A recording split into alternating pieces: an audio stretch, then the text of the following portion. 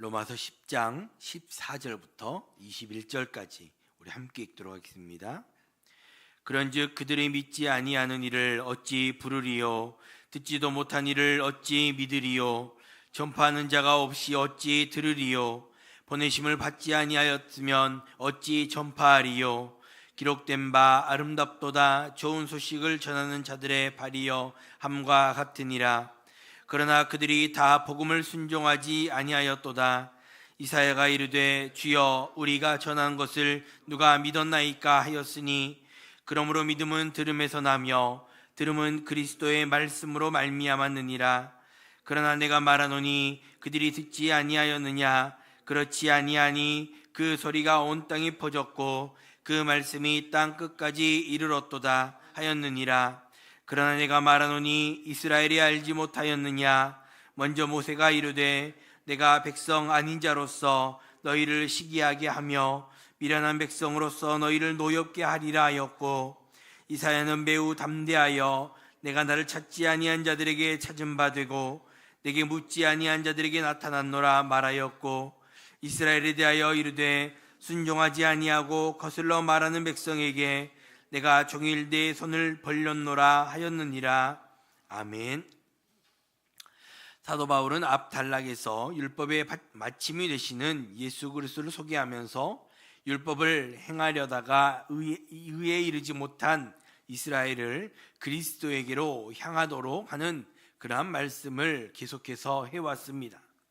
특별히 바울 사도는 신명기 30장 11절에서부터 14절의 말씀을 인용해서 율법의 중심에 예수 그리스도를 놓고 있습니다. 바울 사도는 이렇게 해서 율법이 이를 행하는 이스라엘에게 가까운 것처럼 그리스도를 믿는 신앙도 율법처럼 친근하고 가까이 있다라는 것을 강조해서 소개하고 있는 것입니다. 그래서 이스라엘로 하여금 예수 그리스도를 친근하게 불러 구원에 이르도록 배려하고 있다라는 것입니다. 그래서 먼저 함께 읽은 14절 말씀 다시 한번 보시면, 그런즉 그들이 믿지 아니하는 이를 어찌 부르리요? 듣지도 못한 이를 어찌 믿으리요? 전파하는 자가 없이 어찌 들으리요? 라고 말씀하고 있습니다. 바울 사도는 믿지 아니하는 자를 어찌 부르겠느냐라는 물음으로 시작을 합니다.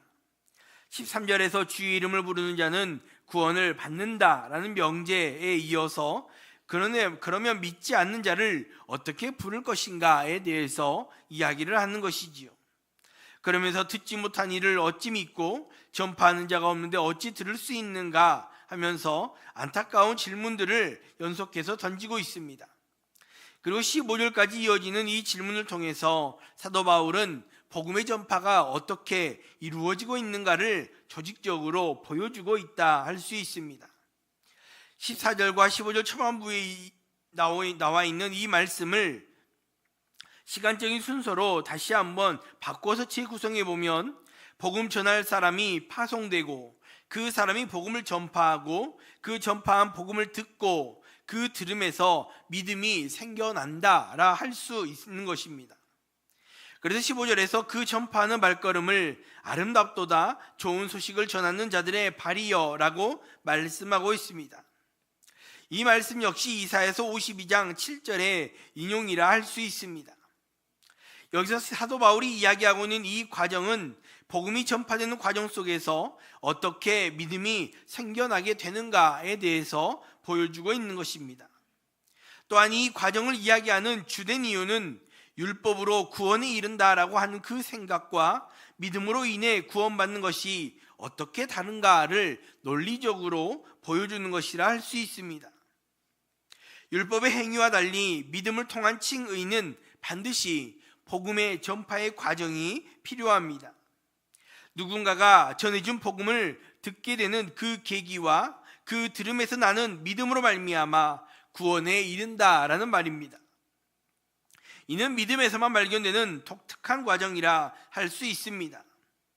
그래서 구약의 말씀에서 복음을 전하는 복 있는 발걸음에 대한 예언이 있었음을 사도 바울은 말씀하고 있는 것입니다.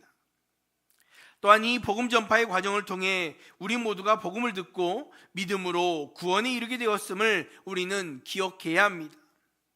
하나님은 특별하거나 신비하고 혹은 이상한 방법을 통해 복음을 전하시는 분이 아닙니다. 주님을 영접한 사람을 통해 복음이 전파되고 그렇게 하나님의 나라가 확장되기를 원하시는 분이십니다.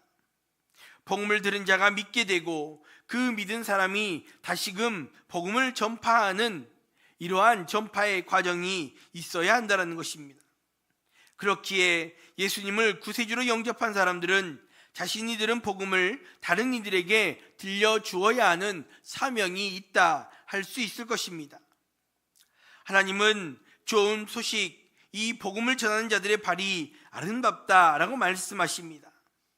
이 사명이 우리 모두에게 있음을 다시 한번 기억하시면서 내가 들은 복음, 그래서 내가 믿는 그 복음을 다른 이들에게도 전파하며 살아갈 수 있는 복된 성도들이 다 될 수 있기를 주님의 이름으로 축복합니다.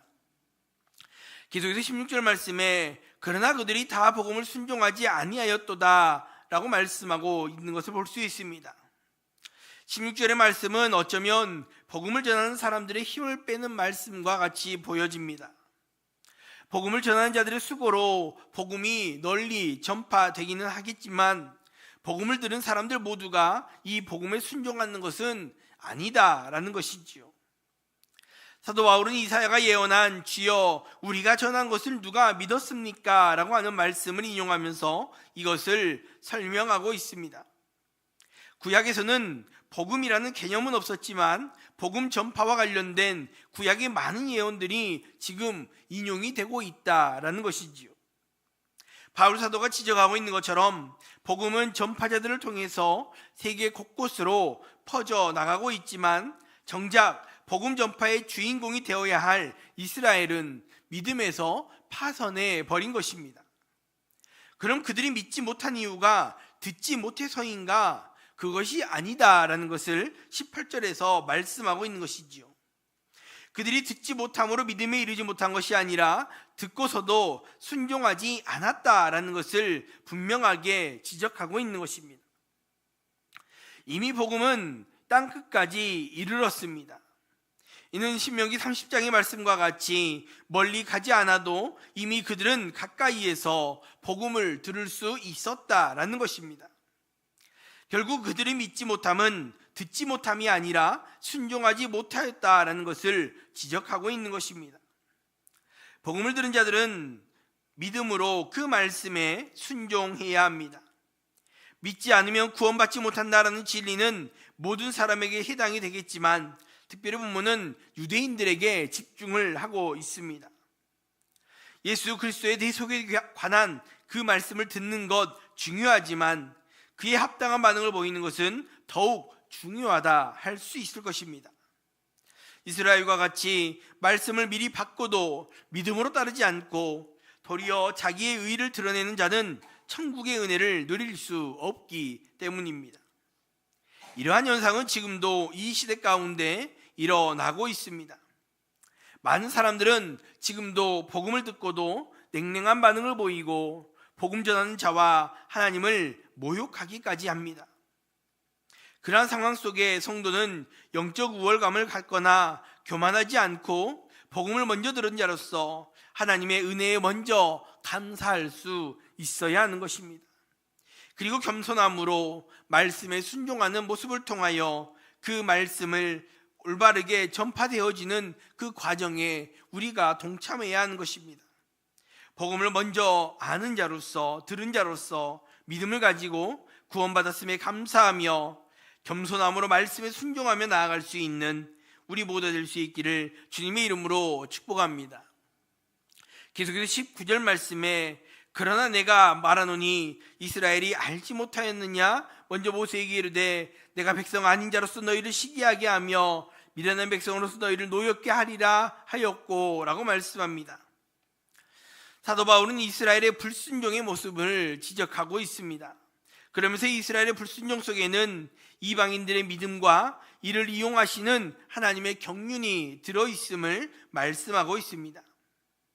사도 바울은 이스라엘이 알지 못하였느냐라는 의문문을 통해서 이스라엘에게 먼저 복음이 전파되었다라는 것을 분명 말씀하고 있습니다. 이스라엘은 먼저 들었음에도 이를 거부했다라는 것이지요. 이 같은 사실은 예수님의 공생애를 통해서도 확인이 됩니다. 예수님은 많은 유대인 그리고 바리새인 지사장들에게 배척을 받으셨습니다. 이들은 예수님의 말씀을 듣고 회개하지 않고 오히려 예수님을 핍박하는 자리로 나아갔습니다. 그리고 이것은 예전부터 예언되어 왔던 이스라엘의 결과다라고 할 수 있을 것입니다. 이러한 이스라엘의 불순종에는 하나님의 깊은 뜻이 들어 있습니다. 이스라엘이 복음을 거절함으로 그 복음이 이방을 향해 나아갈 수 있었던 것입니다. 그렇게 이방을 향해 복음이 나아갈 때 20절의 말씀과 같이 이스라엘이 이방인들의 구원받음을 시기함으로 그들이 복음 앞으로 나아오기를 원하셨던 것입니다. 그렇게 이방을 향하여 복음이 흘러가고 그 이방은 그 복음을 듣고 믿음으로 풍성한 열매를 맺었습니다. 그러나 하나님은 그러한 중에도 이스라엘 향하여 손을 벌리고 계셨음을 21절에서 말씀하고 있습니다. 이는 하나님의 은혜와 사랑을 잘 보여주는 것이기도 합니다. 하나님은 이스라엘의 불순종으로 이방의 복음이 흘러가게 하시지만 여전히 이스라엘에게도 구원의 손길을 쉬지 않고 내밀고 계시기 때문입니다. 이는 우리가 이 땅을 향해 어떻게 복음의 사명자가 되어야 할 것인가를 잘 보여주는 말씀입니다. 앞에서 말씀드렸듯이 우리는 복음을 먼저 아는 자로서 복음을 전해야 하는 사명이 있습니다. 그러나 우리가 복음을 전할 때 그 복음을 듣는 자들이 복음을 듣지 않고 믿지 않음도 수없이 경험하게 됩니다. 그럼에도 우리가 낙심하지 말 것은 이 과정들을 통해 하나님은 모든 사람들에게 복음이 증거되기를 원하신다라는 사실입니다. 복음을 외면하는 자들을 만난다 할지라도 우리는 열심히 복음을 전파함으로 우리의 사명을 감당해 가야 하는 것입니다. 그래서 모든 이들을 향해 손을 내밀고 손을 벌리고 계시는 그 하나님의 마음을 기억하시면서 영혼을 사랑하는 마음으로 낙심하지 않고 복음을 힘써 전파할 수 있는 우리 모두 될 수 있기를 주님의 이름으로 축복합니다. 기도하겠습니다. 먼저 말씀 생각하시면서 함께 기도할 수 있길 바랍니다. 내가 들은 복음, 그래서 내가 믿는 그 복음을 다른 사람들에게도 전파해야 하는 사명이 우리에게 있음을 다시 한번 기억하시면서 그렇게 그 사명을 따라 복음 전파의 사명을 감당하는 우리 모두 될 수 있게 달라고 기도할 수 있기 바랍니다. 또 복음을 먼저 들은 자로서 믿음을 가지고 구원받았음에 감사하고 그 하나님의 그 은혜 앞에 겸손함으로 말씀에 순종하며 나아갈 수 있는 우리 모두 될 수 있게 달라고 기도할 수 있기 바랍니다. 또 여전히 모든 영혼들을 향해 손을 벌리고 계시는 그 하나님의 마음을 기억하시면서 영혼을 사랑하는 마음으로 낙심하지 않고 끝까지 복음 전파의 사명을 감당할 수 있는 우리 모두 될 수 있게 달라고 기도할 수 있기 바랍니다. 그 두 번째로 교회를 위해서 기도하실 때 내일 주일 예배를 위해서 함께 기도해 주시기 바랍니다. 특별히 예배를 준비하는 성도들 가운데 또 예배에 수종 듣는 모든 성도들을 하나님 은혜를 부어주시고 그래서 정말로 우리 모든 성도들이 예배 의자를 사모하며 말씀을 사모하며 나아올 수 있는 귀한 주일이 될 수 있게 달라고 기도할 수 있기 바라고 특별히 담임 목사님을 붙들어 주실 때 영육의 강건함을 허락하여 주시고 생명의 말씀 능력 있게 선포하신 듯 부족함이 없도록 은혜를 부어달라고 또 함께 기도할 수 있기 바랍니다. 함께 기도하겠습니다. 하나님 아버지 감사합니다. 아버지 오늘도 우리들에게 은혜를 주시고 생명을 주심으로 말미암아 하나님 복음을 아는 자로서 우리가 이 땅을 어떻게 살아가야 할 것인가 말씀해 주시고 깨닫게 하시고 도전하여 주신 하나님 감사합니다.